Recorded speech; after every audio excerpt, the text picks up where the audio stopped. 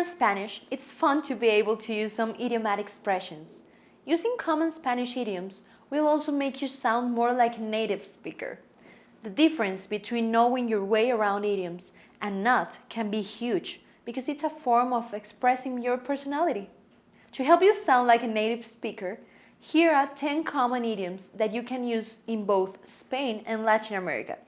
Notice the diversity of idioms that begin with the Spanish preposition a. Let's begin. Well, the expressions below can be used at the beginning of a sentence. You can also add them after an introductory clause. In general, you cannot use them alone. You can usually consider them to take the place of the adverbs when constructing a sentence in Spanish. The following come after a. For example, a chorros.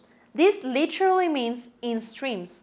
This idiom means in great quantities. If you want to say there's a lot of something, try using the Spanish idiom a chorros. For example, hoy hace mucho calor. Estoy sudando a chorros. This means it's really hot today. I'm sweating streams. Another one would be a dos pasos. This literally means 2 steps away. So this idiom is used to indicate that something is nearby. Next time somebody asks you where something is, see if the expression está a dos pasos might work. Another one would be a duras penas. This literally means something like in difficult pains, and you can often use it when you have a hard time accomplishing something. For example, if you want to say in Spanish, we barely managed to find water, you can also say, a duras penas logramos encontrar agua. Another one would be a fin de cuentas. This literally means at the end of stories. It means when all is said and done. You can use it to start off a sentence such as, a fin de cuentas no hubo daño. It would be like saying, in the end, there was no damage.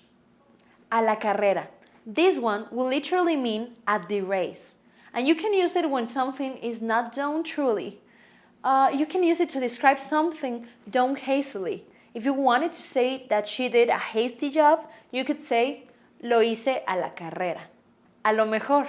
This may be the most common Spanish idiom on all our list. While it literally means at best, and it is used to mean the best outcome, native Spanish speakers often use it to indicate possibility. For example, a lo mejor puedo quedar con mis amigos en Madrid. This means maybe I can stay with my friends in Madrid. A lo mejor estoy equivocado. Maybe I'm mistaken. Another one would be a pesar de. This one means in spite of. This is another common Spanish idiom, and you can use it to sound more like a native. Some examples would be, a pesar del tiempo, vamos a la playa. You can also say, a pesar de que. You can use the following Spanish expressions completely on their own. Practice using them in the right context next time you have an opportunity to talk with a native speaker. Number 8, this one is Encontrar tu media naranja, to find your soulmate. Por el internet hay un montón de sitios que reclaman que pueden ayudarte a encontrar tu media naranja. On the internet, there are many sites claiming to help you find your soulmate. Number 9 would be meter la pata. This literally means to put the foot in. Spanish speakers use this idiom to say to make a mistake. The expression originates from the idea of an animal that gets its foot caught in the trap. You can use this expression next time you goof something up or reveal a secret you weren't supposed to or make a mess of things.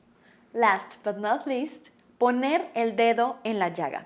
This literally means to put the finger in the wound. You can use this Spanish idiom to say to touch a sore spot. Another version of the idiom is renovar la llaga, which literally means to revive the wound. Use this expression to say to open up an old wound. Now that you have got 10 new Spanish idioms to get you sounding like a native, get some practice with them.